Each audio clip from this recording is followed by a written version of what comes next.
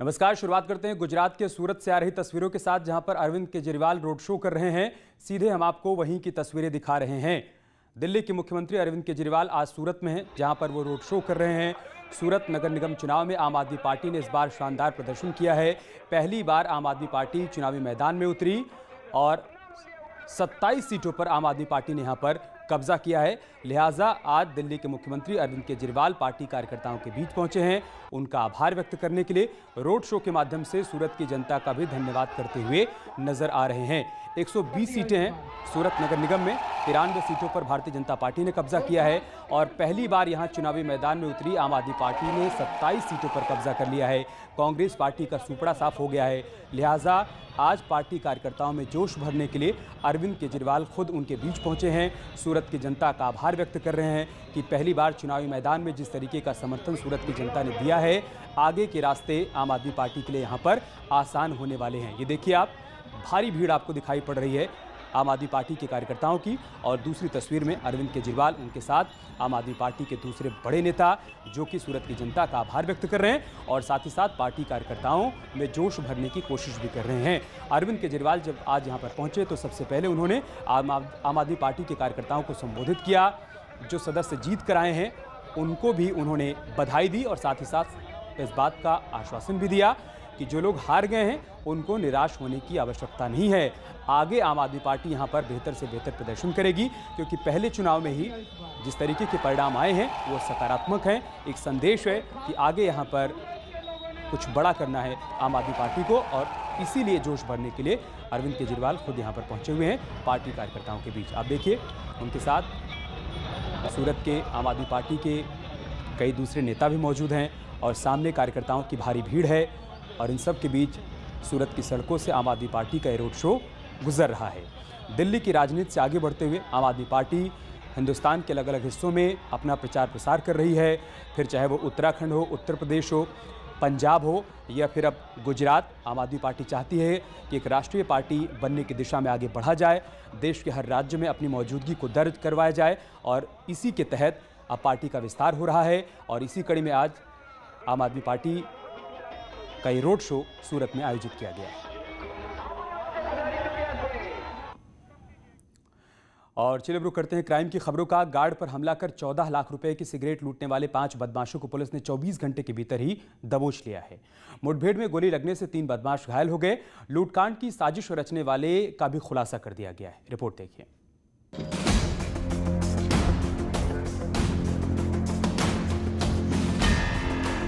जमीन पर घायल पड़े ये 3 वही बदमाश हैं जिन्होंने ग्रेटर नोएडा में गुरुवार को 14 लाख की सिगरेट लूट की वारदात को अंजाम दिया था। जितनी तेजी से इन्होंने लूटपाट की थी, उतनी ही तेजी से पुलिस ने इनका काम तमाम कर दिया। ग्रेटर नोएडा के थाना बीटा 2 में 24 घंटे के भीतर लुटेरे दबोच लिए गए। घायल बदमाशों को अस्पताल में भर्ती करवाया गया। दबोचे गए बदमाशों में से 2 तो नाबालिग हैं। इन्होंने 24 घंटे पहले गोदाम में गार्ड को बंधक बनाकर 14 लाख रुपए की सिगरेट लूटी थी। विरोध करने पर गार्ड पर चाकू से हमला भी किया था। पुलिस ने लूट की सिगरेट से भरी गाड़ी, 3 तमंचे, जिंदा कारतूस और उस चाकू को भी बरामद कर लिया है। घेरेबंदी की फायरिंग हुई जिसमें 3 बदमाश घायल हुए जो एक ही गांव के रहने वाले हैं। उसमें से कपिल नाम का बदमाश 1 साल पूर्व वहां पर नौकरी कर चुका है। 2 रोहित नाम के बदमाश वहीं के हैं। ये तीनों घोड़ी पछेड़ा गांव के रहने वाले हैं। 2 बाल अपचारी भी हैं जो गाड़ी में बैठे हुए मिले। उनको बाल संरक्षण अधिकारी द्वारा अपने संरक्षण में लिया गया। कुल 5 लोग इसमें शामिल थे और 14 कार्टन सिगरेट का लूटा हुआ, छोटा हाथी गाड़ी, तमंचे, चाकू, कारतूस, ये सब बरामद हुआ है। सभी बदमाश देर रात लूट की सिगरेट से भरी गाड़ी को ठिकाने लगाने की फिराक में थे, लेकिन जैसे इसकी सूचना मिली, पुलिस ने बदमाशों को पकड़ने के लिए जाल बिछा दिया। कुछ देर बाद पुलिस को एक छोटी गाड़ी आती दिखाई दी। पुलिस ने रोका तो उन्होंने फायरिंग शुरू कर दी। जवाबी कार्रवाई में उन्हें गोली लगी। जिन्हें गोली लगी उनके नाम रोहित, कपिल और रोहित ठाकुर हैं। लूट की साजिश गोदाम में काम कर चुके एक पुराने कर्मचारी ने ही रची थी। 5 बदमाशों को गिरफ्तार करके पुलिस ने लूटकांड का खुलासा कर दिया है। Bureau report.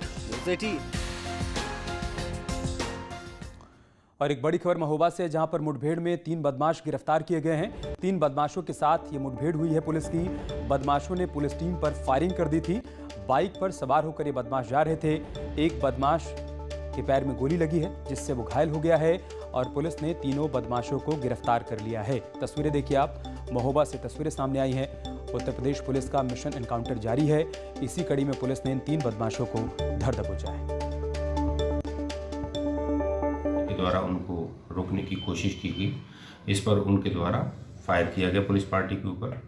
पुलिस पार्टी के द्वारा जवाबी कार्रवाई करते हुए 3 अभियुक्तों को गिरफ्तार कर लिया गया है, जिसमें एक अभियुक्त है अंशु राजपूत, जिसके पैर में गोली लगी है। अंशु राजपूत और विकास राजपूत के ऊपर काफ़ी मुकदमे जनपद के और पड़ोसी जनपद के दर्ज हैं। और महोबा से हमारे सहयोगी मनोज इस वक्त हमारे साथ जुड़ चुके हैं। मनोज, क्या जानकारी इस एनकाउंटर के बारे में? जी अमित, जैसा कि बता दूं कि ये तीनों अंतर जनपदी बदमाश हैं, अंशु राजपूत, विकास राजपूत और उनका साथी प्रीतम। ये तीनों अपाचे बाइक पर सवार होकर हमीरपुर किर्राट मझगवा से झांसी की ओर बाइक पर जा रहे थे। तभी जो पनवाड़ी थाना क्षेत्र के इंचार्ज हैं वो दल बल के साथ खड़े हुए थे, वो वाहन चेकिंग कर रहे थे। इस दौरान गाड़ी रोकते ही इन लोगों ने पुलिस टीम पर फायर कर दिया, जिसमें जवाबी कार्रवाई जो पुलिस प्रशासन द्वारा हुई है उसमें काफी देर चली मुठभेड़ में इस अंशु को पैर में गोली लगने के बाद उसे जिला अस्पताल में भर्ती कराया गया है। पुलिस ने तीनों आरोपियों को गिरफ्तार कर लिया है। ठीक है, अन्य कार्रवाई की जा रही है। जी अमित, शुक्रिया आपका हमारे साथ जुड़ने के लिए और जानकारी हम तक पहुंचाने के लिए। उधर फतेहपुर में एक युवक को तालिबानी अंदाज में सजा दी गई। आरोप के मुताबिक कुछ अराजक तत्वों ने युवक को पहले पेड़ से बांधकर उसकी जमकर पिटाई की और फिर पेड़ पर उल्टा लटका दिया। अराजक तत्वों ने दरिंदगी की सारी हदें पार कर दी।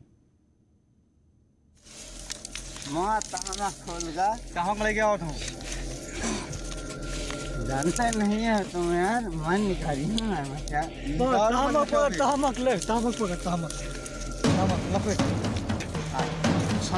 वो रोता रहा, गिड़गिड़ा कर रहम की भीख मांगता रहा, लेकिन अराजक तत्वों ने इस लड़के की दुर्दशा कर दी। पहले तो उठा बैठक कराई, फिर पेड़ से बांधकर टॉर्चर किया। इतने भर से भी जब उनका पेट नहीं भरा तो उसे जमीन पर घसीटने लगे। तालिबानी सजा का ये वीडियो फतेहपुर जिले के खखरेरू थाना क्षेत्र के गांव बेरी का है।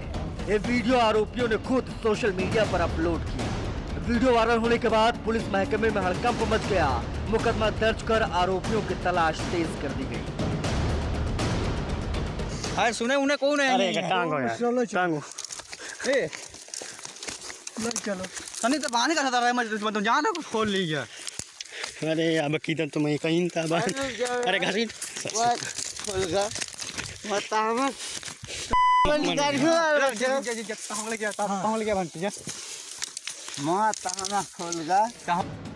पुलिस ने वीडियो की तस्दीक करते हुए मुकदमा दर्ज कर आरोपियों की तलाश शुरू कर दी है।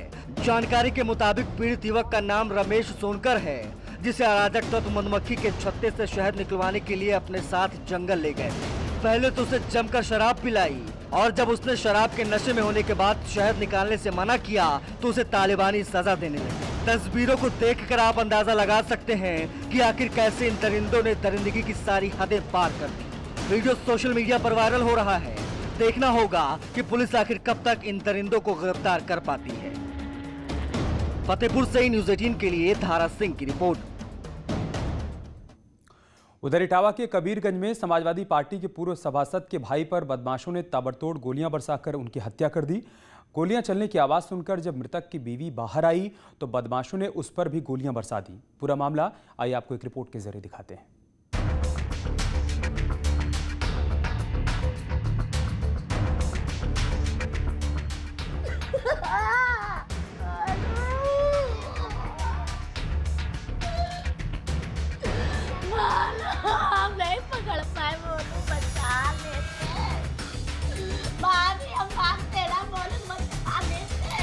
ये आंसू, चीख पुकार और चित्कार तस्वीरें इटावा के कबीरगंज की हैं और तस्वीरों में दिख रही इस महिला के पति की बदमाशों ने घर के बाहर गोलियों से भूनकर हत्या कर दी है। मृतक सपा के पूर्व सभासद का भाई है। हत्या की वारदात से इलाके में सनसनी फैली हुई है। वारदात को उस वक्त अंजाम दिया गया जब हत्या का शिकार बना जितेंद्र उर्फ मोनू मोटरसाइकिल से अपने घर आ रहा था। लेकिन जैसे ही मोनू घर के करीब पहुंचा, पहले से ही घात लगाए बैठे बदमाशों ने इसे गोलियों से भून दिया। गोलियों की आवाज सुनकर जब पत्नी बाहर निकली तो सभी 7 बदमाशों ने उस पर भी फायरिंग शुरू कर दी।